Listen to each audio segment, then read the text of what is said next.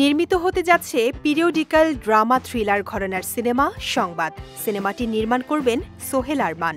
সংবাদ তার তৃতীয় সিনেমা। 18 মে সন্ধ্যায় রাজধানীর একটি রেস্তোরাঁয় অনুষ্ঠিত হয়েছে সিনেমাটির মহরত।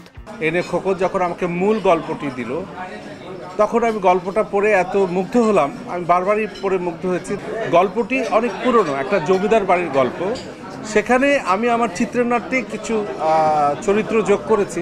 চলচ্চিত্রের নাম সংবাদ। আমরা এইটুকু অন্তত ধারণা করতে পারি যে news north east, south West, মানে চতুর্দিকে সব কিছু দিয়েই আমার মনে হয় এই সিনেমাটা হবে। এটা সাধারণ অর্থে আমরা বুঝে নিতে পারি যে এই নিউজ বা সংবাদ এটা কি হতে পারে।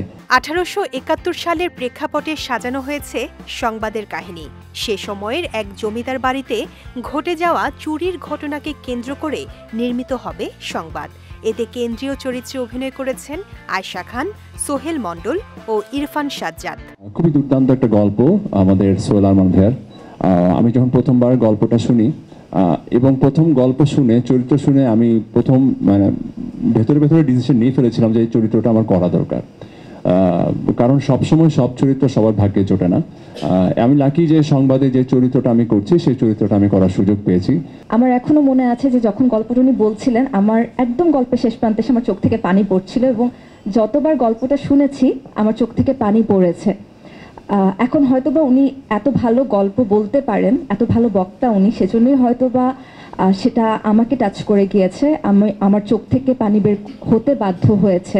আমাদের সকলের চেষ্টায় সংবাদ একটা সংবাদ হয়ে ওঠার মতো সিনেমা তৈরি করার, আমাদের সকলের চেষ্টাটার থাকবে ভালো একটা সিনেমা করার।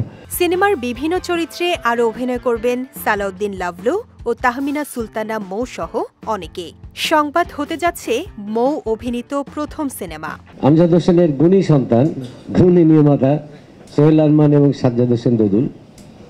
খুবই ভালো লাগছে যে এরকম যখন চলচ্চিত্রে সুবাতাস বইতে শুরু করেছে বাংলাদেশে, এবং আমার বিশ্বাস এই সংবাদ সিনেমাটা আমাদের চলচ্চিত্রের জন্য সুসংবাদ বয়ে নিয়ে আসবে। আমার প্রথম চলচ্চিত্র, আর সংবাদের ভেতরে সংবাদ আরও আছে, সেটা আমরা আস্তে আস্তে আপনাদেরকে বলবো।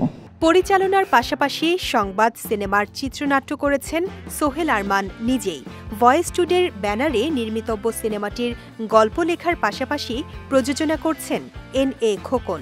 সিনেমাটি 2025 সালে প্রেক্ষাগৃহে মুক্তি দেওয়ার সম্ভাবনা রয়েছে বলে জানিয়েছেন নির্মাতা।